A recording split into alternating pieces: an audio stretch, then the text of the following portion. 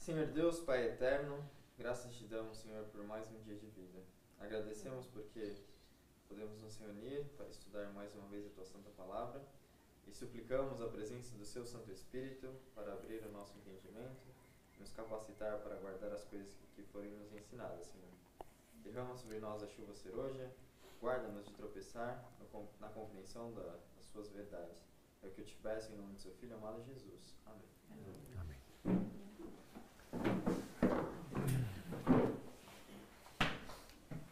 Muito bom. Ontem falamos um pouco da Revolução Francesa e que ela tem que ver com o nosso estudo, mas acho importante eu de colocar novamente os eventos em uma linha, colocar as linhas paralelas dos eventos que temos estudado. E dessa forma podemos juntos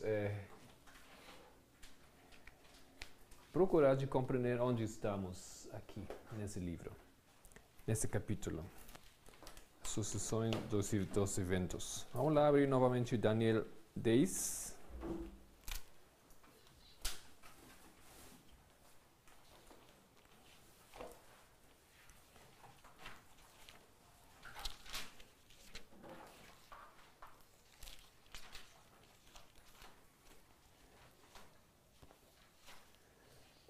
Daniel 10. Onde estamos aqui em Daniel 10?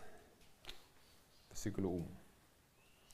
No terceiro ano de Ciro, rei da Pérsia, foi revelada uma palavra a Daniel. Quando é isso? Profeticamente. Nosso tempo. 1989. Daniel 10, versículo 1. 1989. Ok, quando mais? 1798. É o tempo do fim. Yeah? Continua. Saltando ao capítulo 11. Não, mesmo capítulo 10, versículo 16, acontece uma série de eventos. Ana pode começar a ler 16 até 19. E eis que alguém, semelhante aos filhos dos homens, tocou meus lábios. Então abri a minha boca e falei, dizendo àquele que estava em pé diante de mim, Senhor meu, por causa da visão sobrevieram-me dores e não me ficou força alguma. Como, pois, pode o servo do meu Senhor falar com o meu Senhor? Porque quanto a mim, desde agora não resta força em mim, e nem fôlego ficou em mim. E aquele que tinha a aparência de um homem tocou-me outra vez e fortaleceu-me, e disse, não temas, homem muito amado, paz seja contigo. Anima-te, sim, anima-te. E falando ele comigo, fiquei fortalecido, e disse, fala, meu Senhor, porque me fortaleceste. Ok. Vamos procurar compreender o que é isso. Alguém de vocês já estudou o tema do clamor da meia-noite e o tempo de atar? Não? Sim, um pouco. Aqui, realmente no versículo 10, do capítulo 10, a primeira vez fala eis que certa mão me tocou. Tem aqui 3 toques. Versículo 10, versículo 16, versículo 18. Ok? E depois, no versículo 19, fala anima-te, sim, anima-te. Essa palavra é a mesma palavra, mas como tocar. Mas não como tocar, como esforçar, não? Fortalecer. Que aparece também aqui já 3 vezes, mas esse instante, essa palavra é traduzida diferente. Anima-te, também em inglês. Be strong, be strong. E quando isso acontece, mesmo se vocês não têm estudado bem todo o assunto, é um indicador. O que acontece aqui, nesse momento? Como chamamos isso? Clamor da meia-noite. É clamor da meia-noite. Por quê? Tem uma duplicação, 2 vezes. Quando se repete uma coisa assim 2 vezes, especialmente aqui, que não é, que poderia ser traduzido diferente, mas a Bíblia, nesse momento, traduz assim, dessa maneira. Be strong, anima-te, anima-te. Então, isso é um sinal do clamor da meia-noite. Então, depois do tempo do fim, Daniel, aqui na experiência da sua última visão, ele é levado ao clamor da meia-noite.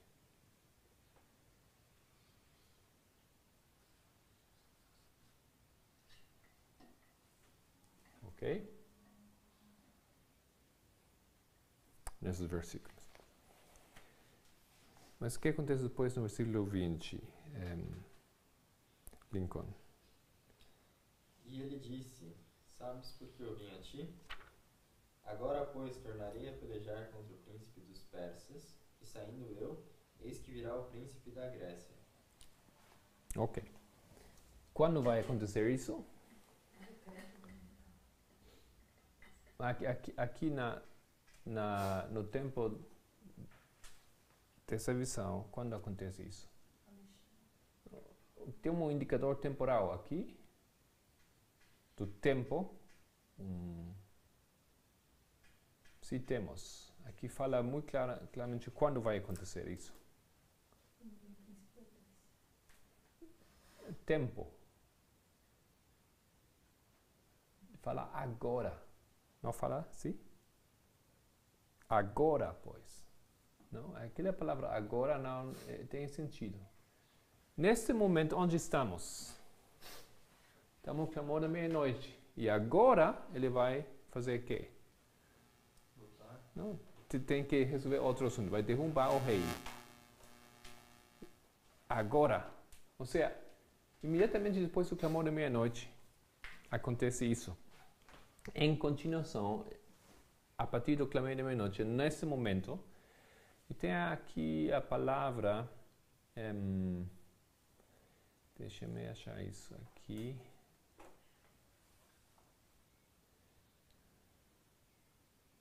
Ok. Aquela palavra é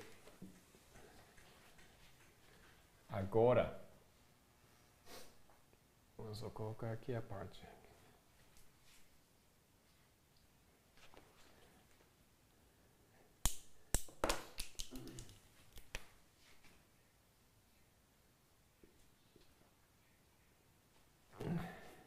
No Strongs é o número 6.256. Aquela palavra significa at this time, neste momento, ok? Significa now, agora. Significa straightway, que isso, imediatamente, não? This time, nesta hora. Então isso significa, ou seja, quer dizer realmente agora mesmo. Esse significado dessa palavra. O que acontece aqui, ele está na experiência do clamor da meia-noite. E ele fala, pergunta para ele, é bem claro. E ele diz, sabes por que eu vim a ti? Agora, pois, tornarei a pelejar contra o príncipe dos persas. E o que vai fazer ele com o príncipe dos persas? Derrubar aqui, nesse momento. Não? Então, o que acontece aqui vai acontecer a partir do clamor da meia-noite. E depois acontece que ele vai derrubar o príncipe de Pérsia, sendo eis que virá o príncipe da Grécia. Quando vem o príncipe da Grécia? Decreto dominical. Ok? Então, esses são os eventos aqui. Daniel 10, 1, 10, 16 a 19, 20, no versículo 20 aqui.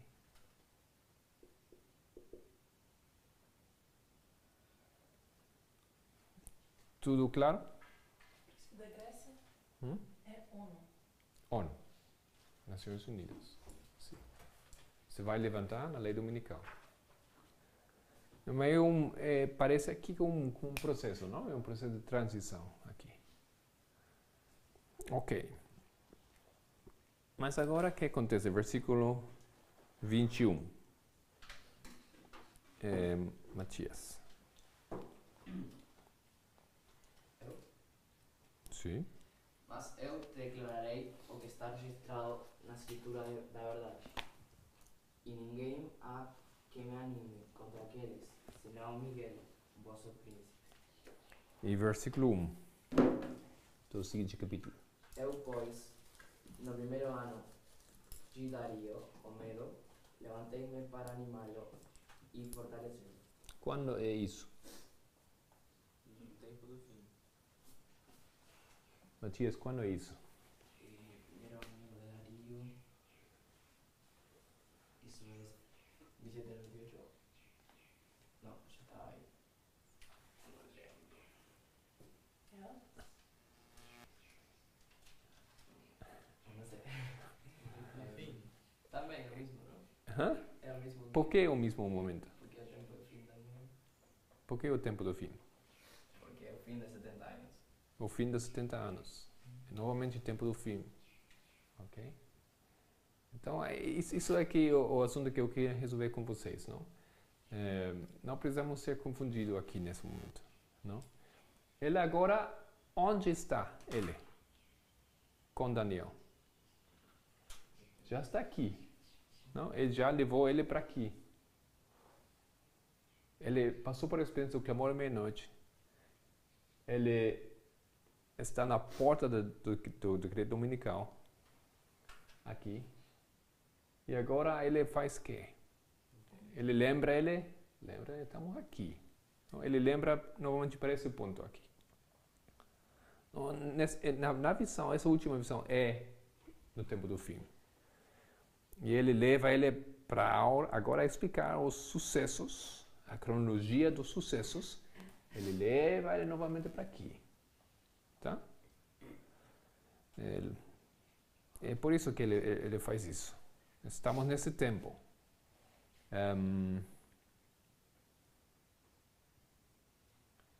1998.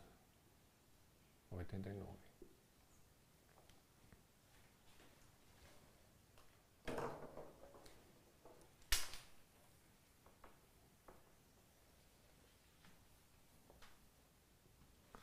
Ok. E continua. Como? Andrés. E agora te declararei a verdade. Eis que ainda 3 reis estarão na Pérsia. Ah, desculpa. Antes de continuar, Matias. Qual é o presidente aqui? Reagan, Murtaugh e Reagan acabando, desaparecendo e... começando Bush Senior. Ok. Bush primeiro. Ok, agora pode continuar. E agora te declararei a verdade. Eis que ainda 3 reis estarão na Pérsia. E o quarto acumulará grandes riquezas, mais do que todos. E tornando-se forte por suas riquezas, suscitará a todos contra o reino da Grécia. Ok. Agora, o que temos aqui para a nossa linha? Que informação que temos aqui nesse versículo? 3 Ok. presidentes. Quais são? Clinton, Clinton, Bush, e Obama. Obama e... Seguinte. Ok. Com isso aqui, agora com a linha em cima, não concorda bem. Então vamos colocar isso. Não sei se vocês já em seus cadernos já fizeram isso, mas pode acomodar, não? Obama é aqui, clamou à meia-noite, não? Não sabemos ainda onde está. Se vai entrar no reino do Obama, ainda pode acontecer, teoria esse ano. mas sabemos certamente que o decreto dominical ele vai dar. Nesse momento do último vai acontecer o decreto dominical. Vamos só colocar isso aqui para...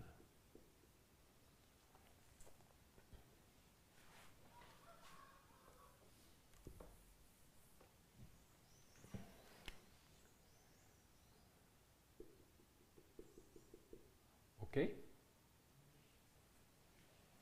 Estamos aqui nessa história agora. Do último rei. Versículo 3. Gabriel, você quer ler? Ou Mateus? O 3. Depois se levantará um rei valente que reinará com grande poder e fará o que lhe aprouver. Quando é isso? Mismo que... No decreto. Sim. Isso também aqui, não? Depois, a história desce aqui. Aqui acaba a história, outra linha aqui, Apocalipse 17, acaba aqui, não? Desde 1798, os Estados Unidos, USA, eles governam. Eles são o reino que governa aqui. Que cabeça? Qual é o número da cabeça? É isso. E essa aqui. Das cabeças dos reinos da Apocalipse 17. O sexto. Ok. Então ele acaba, agora aquele último vai levar ao fim a esse reino, ao sexto, do credo dominical. E vai começar o sétimo. Aí tem a ONU. Isso é a linha, essas são as linhas. Faz sentido até agora? Tudo bem? Ok. Mas agora acontece alguns... Também pode dizer o seguinte, Fábia, o 4. Mas estando ele em pé, o seu reino será quebrado e será repartido para os 4 ventos do céu. Ok. Só isso aqui. O reino de quem será quebrantado? Estados Unidos. Isso é que acontece nesse momento. O seu reino, de aquele rei, que é este aqui, mas ele também vai ser rei de aqui, o seu reino vai ser quebrantado. Dos Estados Unidos, no momento que entra o seguinte império, a história. Bom, só até esse ponto. Mas ontem já falamos de outra coisa, certo? Falamos da Revolução Francesa. E como fizemos isso? O que tem que ver a Revolução Francesa com essa história? Acho que talvez...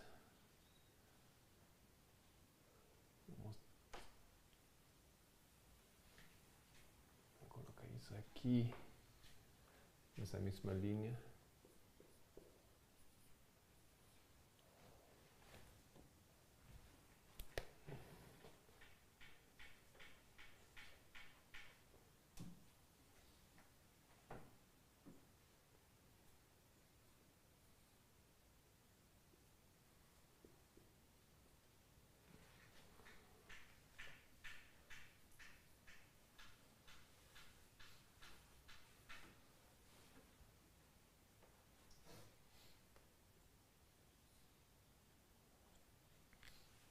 Para ganhar espaço.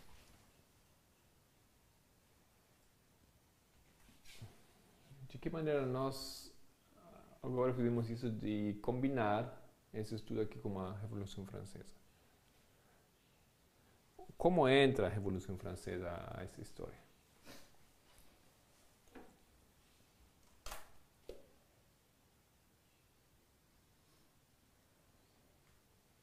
Qual foi o ponto o decisivo, ou a palavra, o marcador profético decisivo para isso? Princípio. O princípio. Adventismo. Fala um pouco mais forte para Princípio do Adventismo. o princípio do Adventismo. Ilustrando ao final também. Do Adventismo? Uhum. Ok, explica para mim isso. O princípio do Adventismo foi quando? Começou em 1798. 8. O fim? Lei do Decreto Unificado. Ok. Revolução Francesa? Um pouquinho antes de 1798.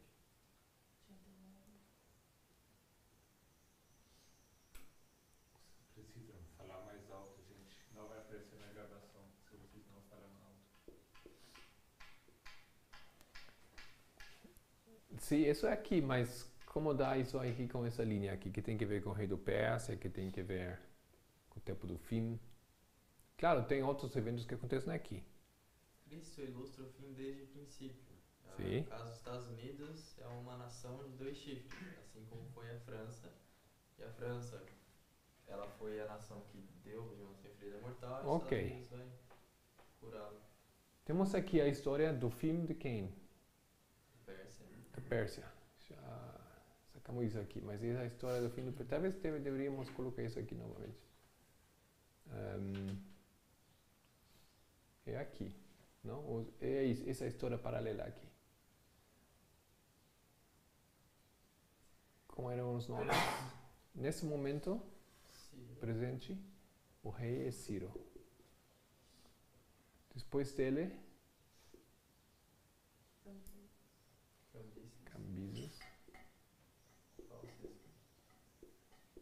Falsas. Faz, Smerdes,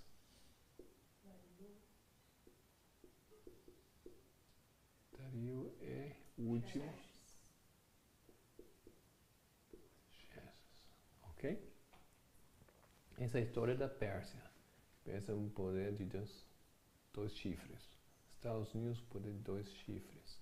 França, poder de 2 chifres. E tem outro, isso é correto. Não? Então, temos a possibilidade de aqui colocar a história da França. Mas que momento, por que colocamos que a Revolução Francesa aqui? Surge Napoleão. Napoleão.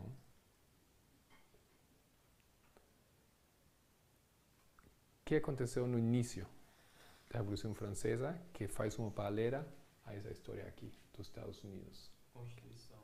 A Constituição. A história da Constituição é um marcador na história, é um assunto da história profética.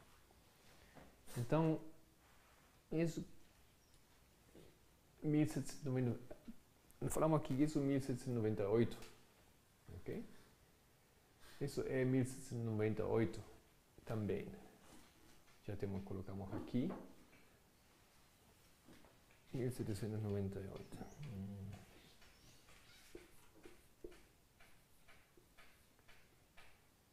E fizemos a paralela com essa história aqui, que aqui passaram, quanto tempo passou até esse momento, nessa Revolução Francesa? Vamos lá, Daniel, Apocalipse, lembra Apocalipse 11? Sim, ele vai dar testemunho 42 meses. Na metade da semana, os 2 testemunhos são crucificados, são mortos. E depois, quanto tempo vai ficar em silêncio? 3 anos e meio. E logo vai se levantar. Não? Então aqui temos uma somente precisaria mais espaço agora. Ok, vamos procurar colocar a linha aqui, como vamos fazer isso? Talvez eu vou apagar tudo. De novo, vou fazer assim como eu fiz minhas anotações lá.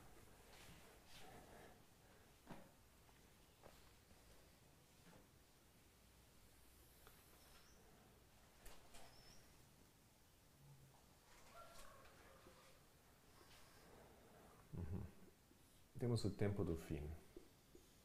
Muito bem marcado em Daniel 10, Daniel 11. Primeiramente vamos colocar em 1798. Ok? O tempo do fim, agora aqui colocamos a história da Revolução Francesa. 1796.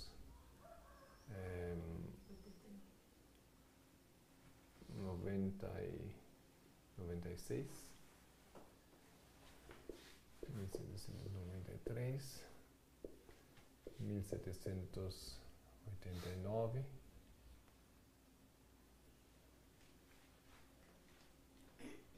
ok?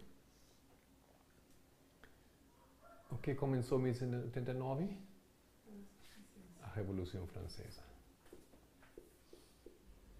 Fizemos aqui a paralela com aquela história como linha de Jesus. 42 meses, 3 anos e meio. Okay? Ano 27, 31, 34. Isso é a paralela. Estudamos ontem. Ok?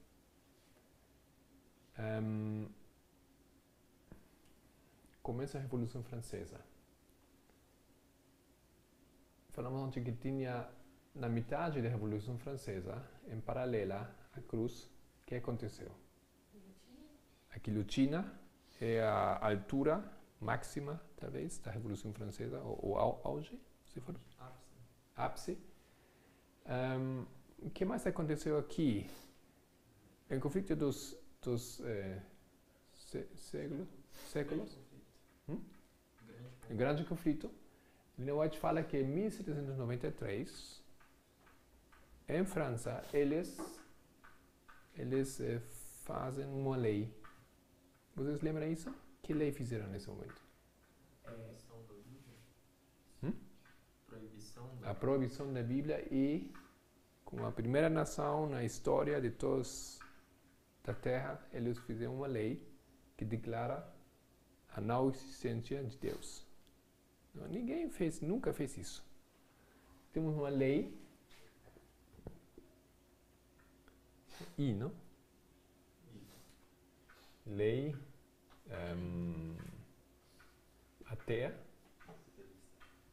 ateísta.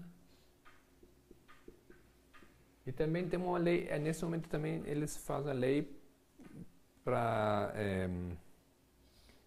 do assunto do casamento civil. Lei, somente vou colocar casamento. Ok? Nesse ano.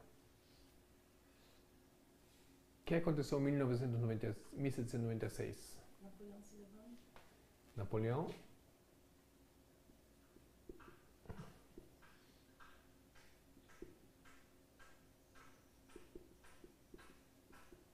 que mais? Casamento dele também. Ok. Bom, aqui temos um período, um lapso de tempo de quantos anos? 7 anos. E isso é essa história aqui. A última semana. 7 anos também. Essa paralela, essa história e essa história. Um assunto que já tinha se apresentado muitos anos atrás, uns 15 anos que já os irmãos já têm descoberto isso, falando disso.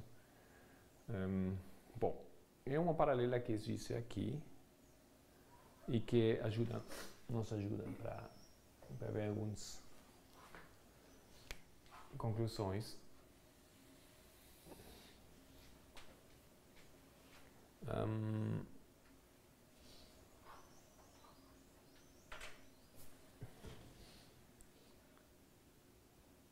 Como fazer isso da melhor maneira.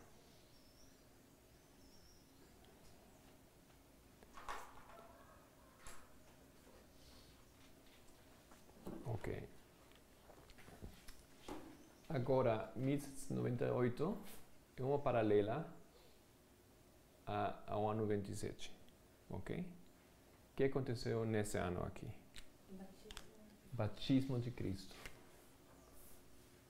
Descenso do Espírito Santo, que é um ser celestial. Nossa história, em que momento é isso? 11 de setembro. Então, agora, de uma maneira especial, mas lógica, temos aqui outra paralela, 11 de setembro, 9/11. Ok? Mesmo que aqui, isso tem um paralelo de 1998 a 1989. Mas, ao mesmo tempo, existe um paralelo 1989 a 11 de setembro. Ok?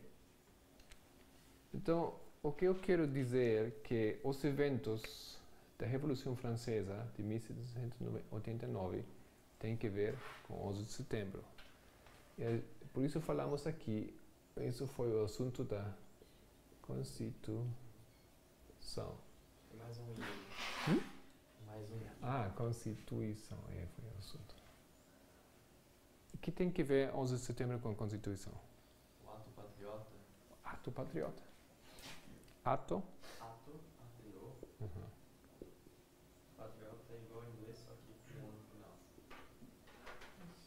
Isso. Aqui tem a Constituição, uma nova Constituição, mudar a Constituição anterior. Ato patriota faz a mesma coisa. Não? É interessante que na Revolução Francesa foi colocado a 1789 a nova Constituição, mas foi elaborado.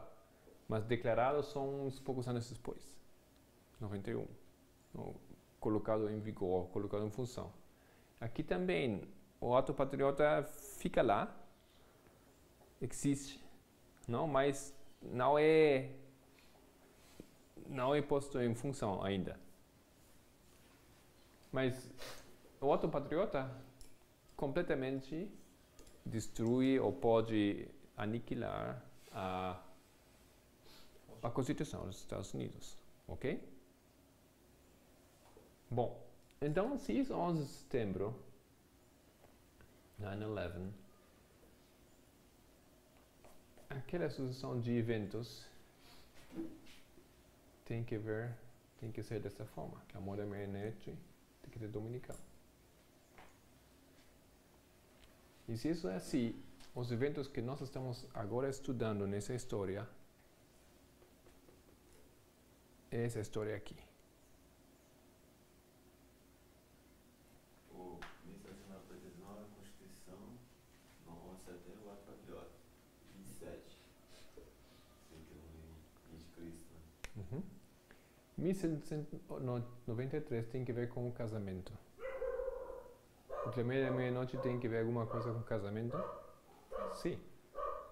Já entendimos isso. Que aqui também o assunto do casamento vai ser um assunto. Tem que ver com uma cruz? Como?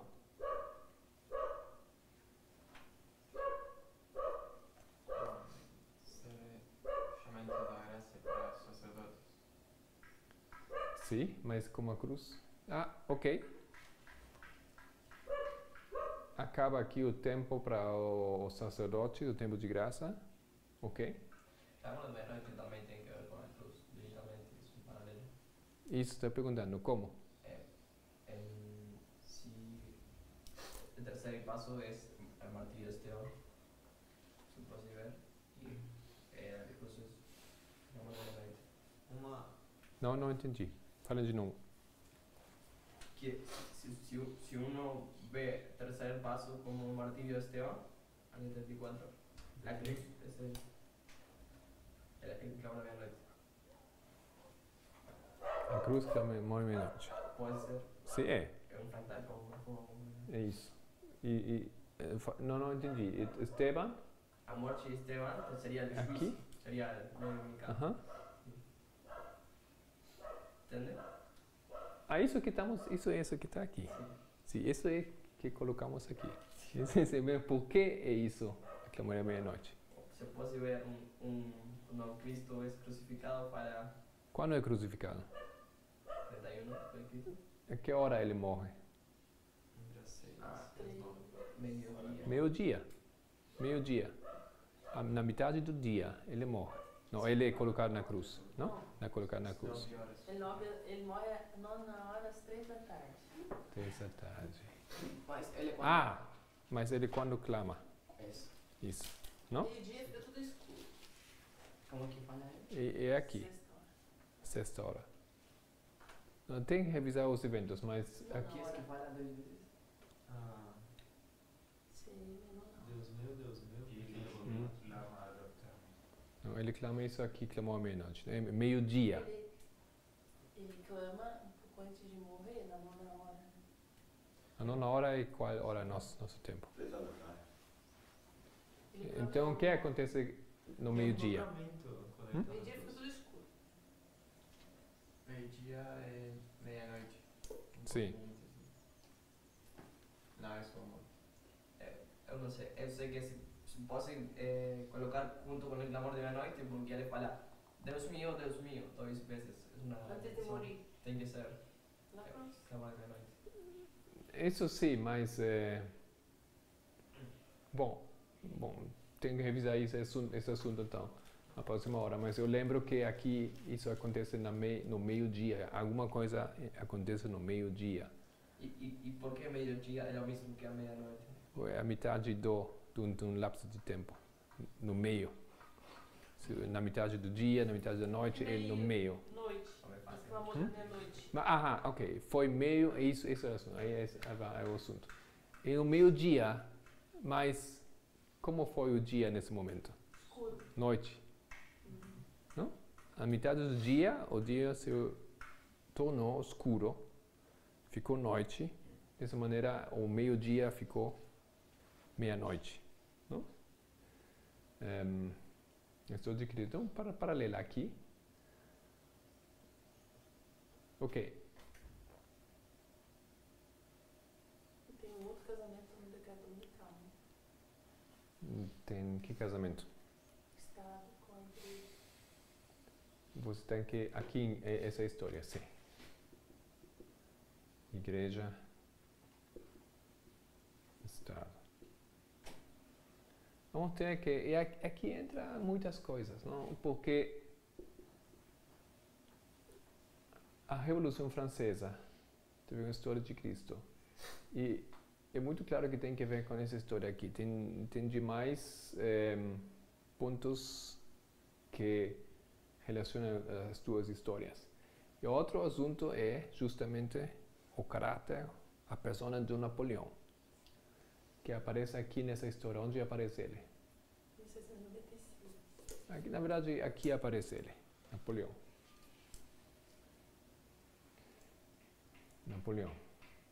E isso é o momento do último presidente, onde ele é símbolo de Alexandre, não?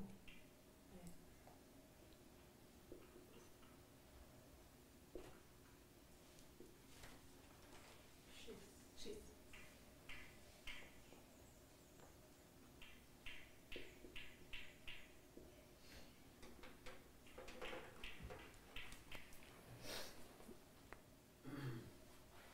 Na história fala que Napoleão ele começou um pouco antes, né? Mas ele só... Claro, ele começou antes. Não? Ele começou antes, já foi para a Itália, já esteve lá antes, ele já é general antes, ele entra na história de uma maneira, já entra. Mas ele se destaca ali. Se destaca aqui, ele se levanta aqui, como herói. Essa história. Mas, agora para nos ajudar, ou depende de como vocês querem ver isso, o clamor da meia-noite.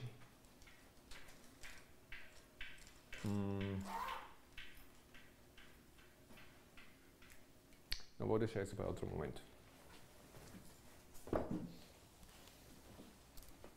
Ok.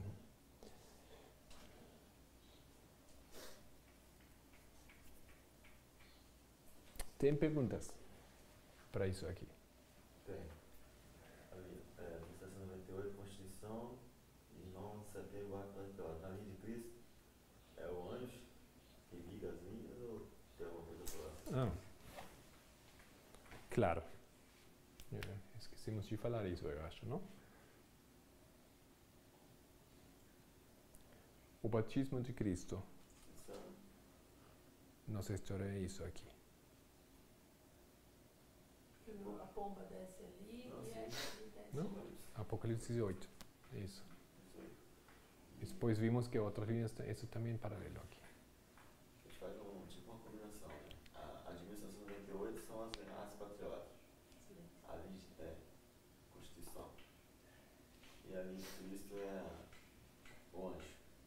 E que liga as linhas, entende? São iguais as atos patrióticas com a Constituição. 1998 não 9 de setembro. E também o anjo, né? Na linha de Cristo não tem uma coisa de ato patriótico nem de Constituição, assim. Tem o anjo. Então, Claro. o que liga a linha? As linhas. Esse assunto aqui,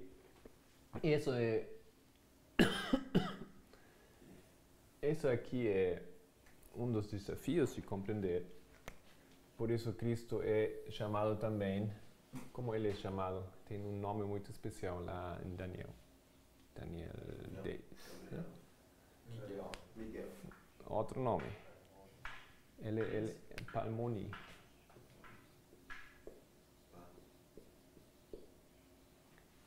Ninguém pode te explicar essas coisas também como Palmoni fala. Não aparece em nosso idioma, não? Somente em hebreu você vê isso. Ou isso arameu lá. Ninguém te pode explicar essas coisas, fala o anjo Gabriel, também como aquele, como o outro, que é o Palmoni. O Palmoni significa o grande numerador. Aquele que sabe manejar os números, ok? Isso aqui é todo um desafio para mim, acho para muitas pessoas, porque 11 de setembro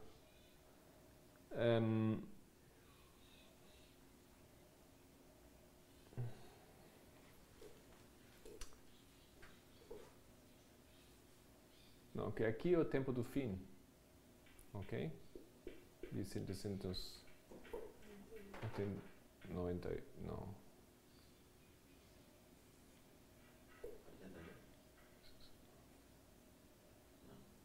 Sim, é isso. Não? Aqui é o tempo do fim. Mas isso é aqui depois disso. Mas agora isso é isso e o tempo do fim é aqui.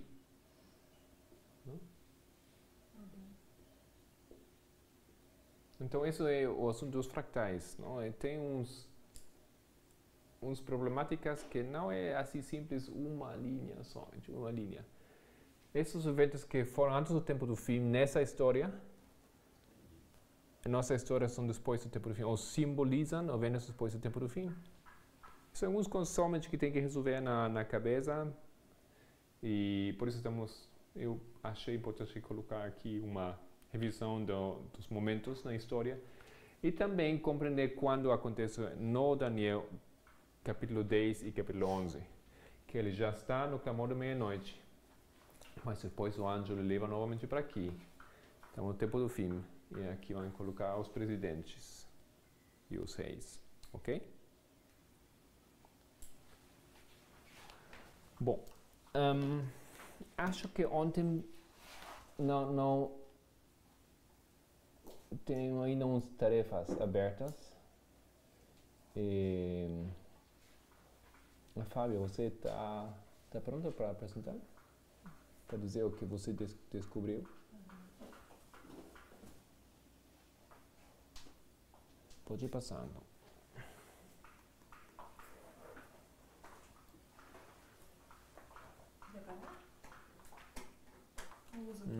Se pode usar, isso é melhor. Isso.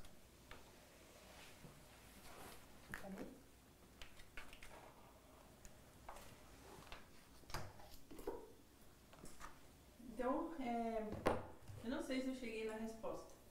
É que o tema do meu trabalho era assim: relacionar o primeiro governo depois da Revolução Francesa com o socialismo, né?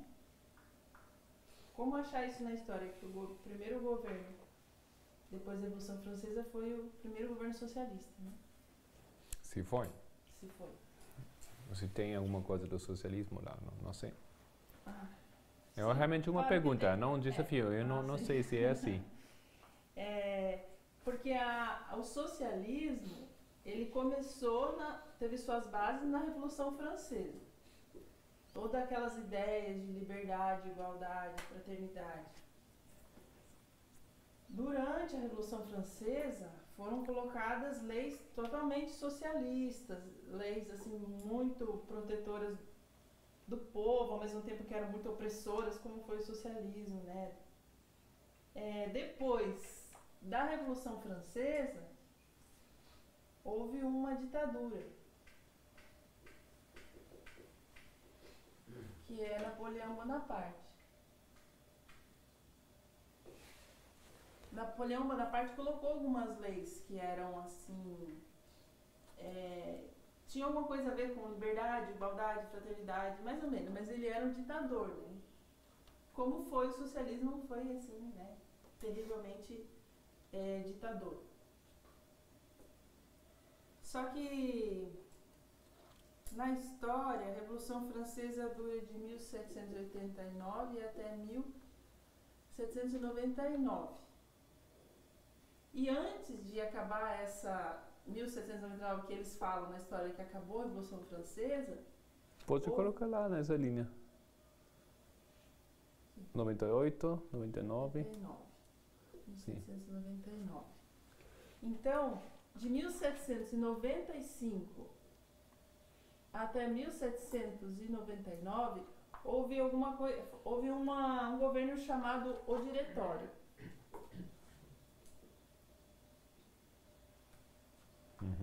E de 1799 para frente, até 1815, é Napoleão. A monarquia. Então, eu vou falar um pouco o que foi isso daqui. O Diretório, que foi de 95 a 99. Napoleão já estava aqui envolvido. Foi assim.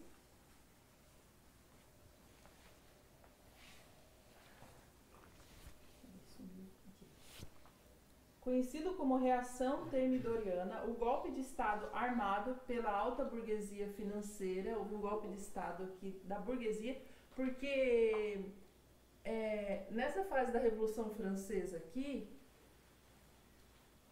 começou suave, as pessoas que queriam pegar o governo daquela antiga, como é que chama? Estabelecimento. Absolutismo, aqui era absolutismo, o rei Luís XIV, né? Aí aqui foi feito aquele golpe, em 1799 começou a Revolução, aí começou com pessoas que eram mais moderadas, aí quem pegou o poder foi os radicais, que colocaram o reinado do terror, a França ficou um caos total, muita gente morreu na guilhotina, morre todo mundo. Aí aqui, esses moderados pegaram o poder de novo, a burguesia. Aqui eram os nobres, aqui ficou a burguesia, aqui ficou o povão, e aí aqui a burguesia pegou de novo. Então os moderados fizeram esse golpe, a burguesia.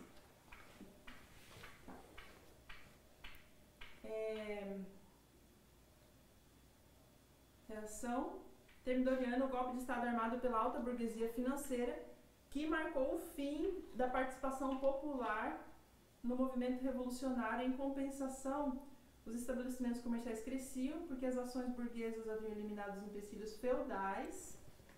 O novo governo, denominado Diretório, de 95 a 99, autoritário, fundamentado numa aliança com o exército, então restabelecido após vitórias realizadas em guerras externas, que era Napoleão já, né, ajudando ali a ganhar guerras externas, foi responsável por elaborar a nova Constituição, que manteria a burguesia livre de duas grandes ameaças. A República Democrática Jacobina, que eram os radicaisão aqui, ia manter a burguesia livre deles, e o antigo regime, o absolutismo feudal aqui. O poder executivo foi concedido ao diretório e uma comissão formada por 5 diretores eleitos por 5 anos.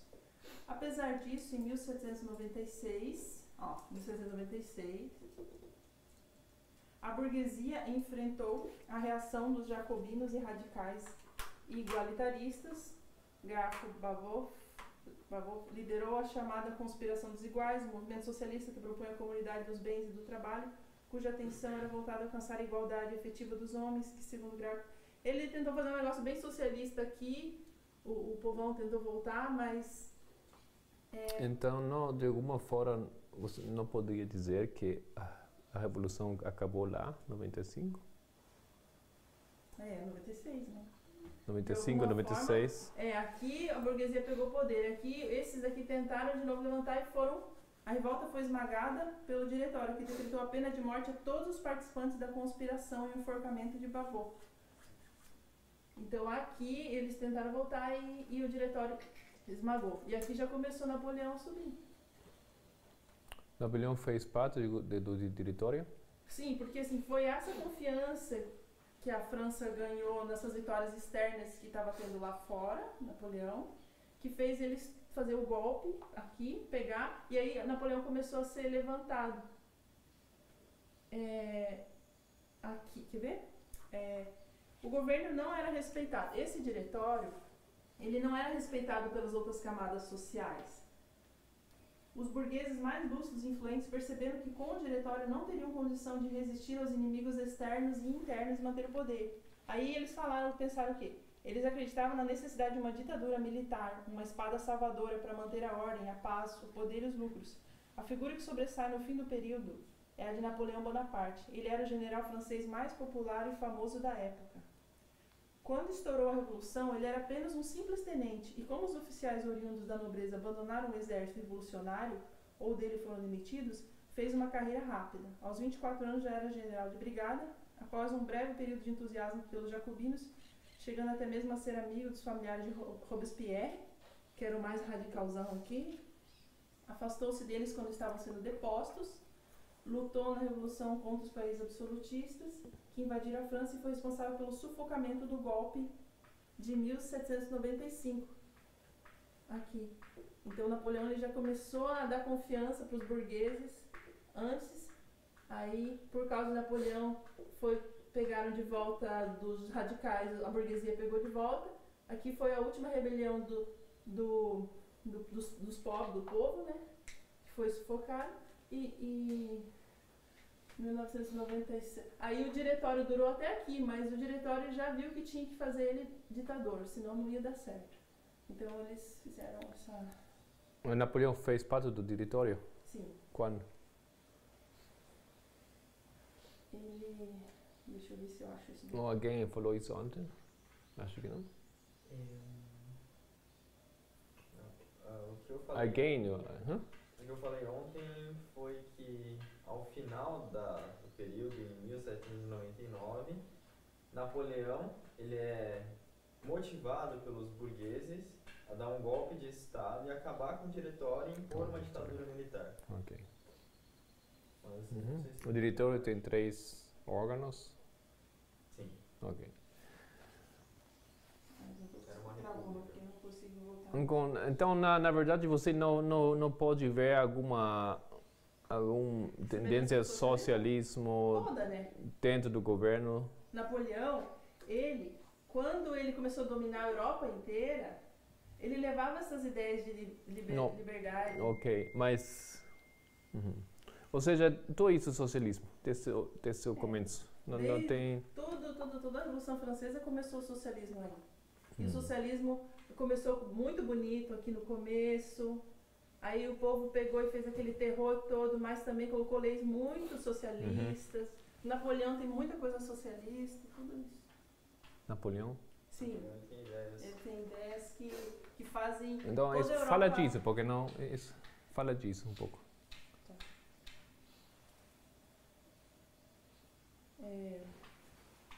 Eu tive que pesquisar um pouco do socialismo também. Porque eu sei que o Napoleão III, ele foi socialista. Eu somente não tenho certeza se alguns que estão falando disso, talvez eles não viram que é Napoleão Não, o que III eu e não achei Napoleão sobre I, não? Napoleão I é assim, que ele foi dominando os países da Europa e essas ideias foram do socialismo, essas ideias de mudanças na sociedade foram sendo espalhadas nesses países, apesar de que dentro da França era totalmente absolutista, assim, ditadura, não tinha nada de liberdade, mas o fato dele ir conquistando esses países foi colocando essas sementes de revolução em todos esses países. Então ele espalhou essas ideias bonitas por esses países todos, mas assim, lá dentro mesmo não tinha nada de muito utópico, assim, né? Era algo bem contrário a esses ideais que ele espalhou. Ou seja, você fala que ele espalhou ideias socialistas, mas ele mesmo não foi socialista. É isso que eu li. E as leis socialistas que eu achei, muitas leis do salário, estipulavam o salário, o preço das comidas mais necessárias, foi aqui, nesse reinado naquele reinado dos jacobinos, dos revolucionários mais populares, assim. Ok, muito obrigado. Eu acho que ajuda um pouco isso para ver que tem mais que estudar nessa história. Tem um pouco mais, uma melhor ideia do que acontece. Gostaria que todos nós começamos a estudar a Revolução Francesa um pouco mais de perto, não? Um pouco mais profundo.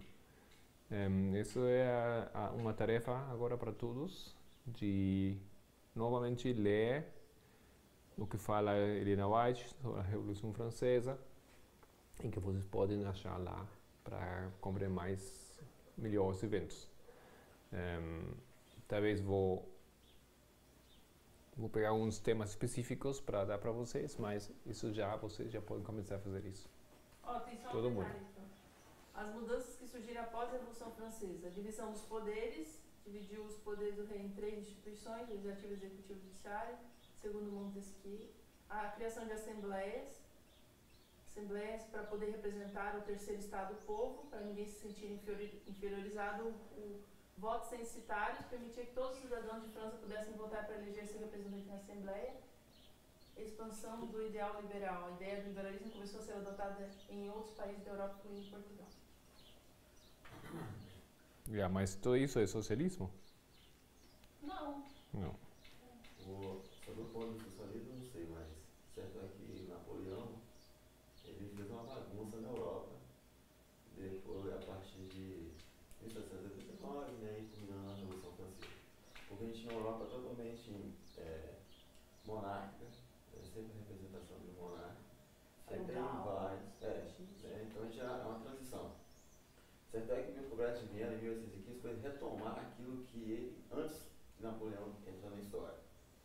É bem lógico que não foi possível, logo assim, houve aceitação ou não, porque ele, na verdade, quando ele sai, mas as ideias dele de revolução, de não aceitação mais daquele antigo regime, vamos dizer assim, já ficou atrasada. A população já tinha despertado, já estava com outra vida, já foi junto com a revolução com ele, despertou nele e isso não acaba.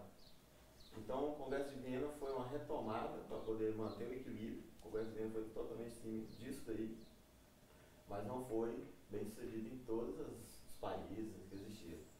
E nunca mais foi o mesmo, assim, a questão de organização. Aí se dá essas divisões.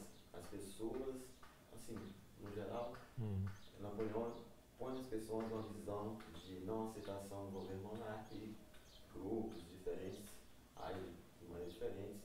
E aí então o Estado vê uma maneira arcaica que era de governar. Não tinha como mais governar a Europa Isso que eu vi como de maneira monárquica. Agora mudou a tem a história. necessidade Napoleão de voto, de dividir poderes, né, tirar da mão dos nobres. Mais ou menos por aí. uma coisa que Napoleão fez, ação dele. quando ele foi ser coroado, ele tirou a coroa da mão do Papa e pôs na cabeça dele, para mostrar que no governo dele a igreja ia estar sob o domínio do Estado. É a relação dele Ok. com a... Uhum. E vamos entrar nisso também. Isso é igual ao socialismo. Aham. Você tem algo preparado para balanço? Não, porque não sei se foi feita essa época, mas tinha a questão de Valência. A cidade de Valência, aí porque você deu os tópicos para cada um, Aham. falar sobre. Vocês todos já falaram? Sim, ele é a última que falou. Então aí ficou para mim a parte da cidade de Valência, né? Aham. Que eu achava que era na Itália, mas era na França. Que na verdade foi... Vou comentar rapidinho, não vai dar 10 minutos, porque não tem tanto muito bom. argumento assim. Mas... Então a gente, com a parte de eu ver sobre a questão da cidade de Valência, né? O que estava acontecendo ali nesse período de pós-revolução, assim, mais exatamente 1798. O que acontece, essa cidade foi que recebeu o Papa, né, Pio VI, que foi aprisionado por um dos generais do Napoleão. Ele morre em agosto do ano seguinte, em 1799, acho que foi dia 26 de agosto. E aí então entra o novo Papa, né, Pio VII. E a relação desse Papa com o Napoleão, mais especificamente a pessoa de Napoleão, é interessante porque Napoleão viu nele uma maneira de se aliar para conseguir algo. Então aí nessa aliança a gente vê tem vários pormenores, né, sobre a questão do casamento. O primeiro casamento que ele teve, a esposa dele era estéril, então ele pede o Papa para poder revogar ou anular, né, a questão desse casamento. O Papa acaba não aceitando, mas mesmo assim ele acaba arrumando um outro casamento, tipo assim, sem a permissão.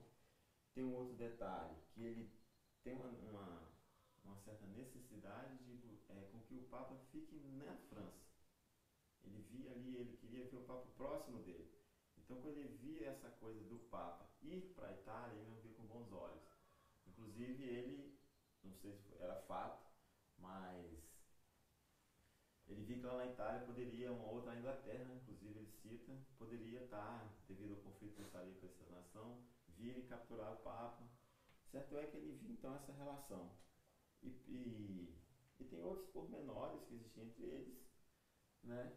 E por questão de interesse. Apesar de nós termos ali uma Europa totalmente desacreditada, né, devido à Constituição, né, o motivo que levou a França a fazer as suas decisões ateístas, tudo. Então, na verdade, a Europa toda estava desacreditada da questão da igreja, né, de modo geral. Mas mesmo assim, tinham pessoas que ainda levavam em consideração, apesar venho te dizer que pessoas achavam que aquele ato ali de 1998 era alguma coisa assim, tipo assim, surreal, não muito assim, coisa que não tinha uma lógica de ter acontecido. Tanto que ele viu isso como povo, né? E ele usou isso como apesar de todo o aprisionamento do Papa, toda essa, o iluminismo, né? Toda essa ruptura, eles ainda viam pessoas fiéis ali na nação dele, para poder, que acreditavam ainda. Então ele usou isso para poder aproximar a questão política. Nós já somos nós estávamos muito juntos, estávamos muito ligados, né? O Papa tinha alguns detalhes entre eles que eu não gravei assim, né, para dizer. E é isso. E sobre a questão, essa questão de Alexandre, ele mesmo se ortorga o novo Alexandre Magno. Não sei em qual momento, né? Por isso quando colocou Alexandre aqui eu te lembrei, assim. Ele se diz como sendo Alexandre. Não deve ter sido alguma área que ele conquistou, talvez, da Itália. E é isso, não tem muito. É uma Europa conturbada, totalmente, né, contra assim, a questão religiosa, mas ele vê neles um meio de uma ligação entre eles. E gera até uma certa afinidade entre o Papa Pio VII no final com Napoleão. Essa relação entre eles. Assim. Ok. Eu vi somente uma coisa. Eu ouvi um pouco da história do Napoleão. A aparece Valence. E tem que confirmar se é a mesma Valence, mas se é a mesma Valence. Estou bastante certo. Que ele... Onde estava Napoleão aqui? Ele estava em Valence. O seu início da sua, você fala, carreira militar foi aqui nessa cidade, em Valence. Ele começou a aprender aqui como general, aqui em Valence. Foi em 2 cidades, mas foi uma dessas. Não? Ele esteve aqui. Então eu pensei, bom, ele estava aqui durante o início da Revolução Francesa. Nesse momento ele ainda não foi assim muito francês. Ele vem de onde? Itália. Hã? Itália. É um lugar da Itália que se tornou francês um ano antes dele nascer. Não é exatamente, sim, mas onde? É uma ilha. Córcega. Isso. Ela se tornou Uma ilha, da não? Itália e virou da França. E tem uma história, mas eles queriam ser independentes. Não? E ele ficou assim muito simpatizante pelo movimento de independência por Córcega. Ele achou ele mesmo mais Córcega, corsicense, não sei como se fala. Em português é Corso. Córcega. E? E-I-G-A.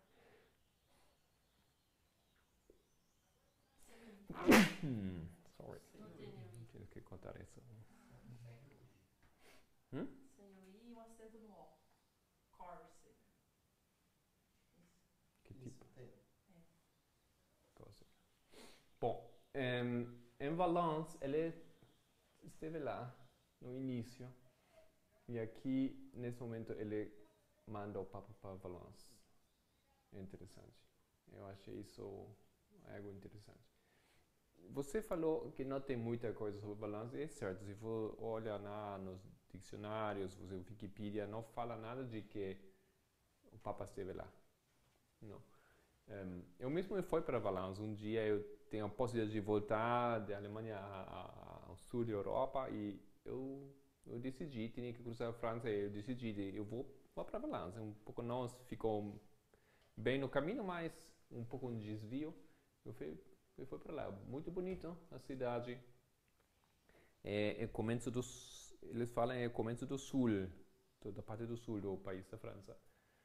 Eu queria pesquisar lá onde tem um monumento do Papa ou alguma coisa, mas não tem nada. Eu falei com uma pessoa numa biblioteca lá e nem sabia nada da história do Papa lá na cidade, não. Acho que o castelo, the fortress, onde ficou o Papa, ainda que existe ainda, mas só isso. Não teve muito tempo tampouco, não fiquei muito investigando lá, mas eu vi só que desapareceu um pouco da memória o que aconteceu nessa cidade. Não? É só isso que eu queria ver. É interessante que no início da sua carreira, de sua história, de sua formação personal como militar, ele ficou nessa cidade e talvez ele lembrou algo de lá. As pinturas que a gente faz, normalmente que eles mostram, né? Valence não aparece muito. Córcega já é mais comum. Uhum. Mas deve ser isso. Sim. Bom, então vamos fechar nessa hora.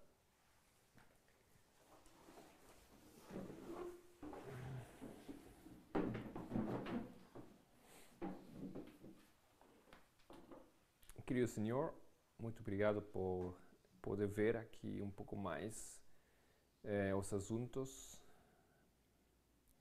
que são assuntos de profecia para agora, para a nossa geração. Procuramos de compreender onde colocar os eventos, mas com a tua ajuda vamos a ter claridade e compreensão dos detalhes que a história deixou para nós, para descobrir. Que o Senhor abençoe-nos nesse dia, acompanhe os estudantes e cada um de nós para termos uma experiência abençoada nesse dia. Pelo nome de Jesus, amém.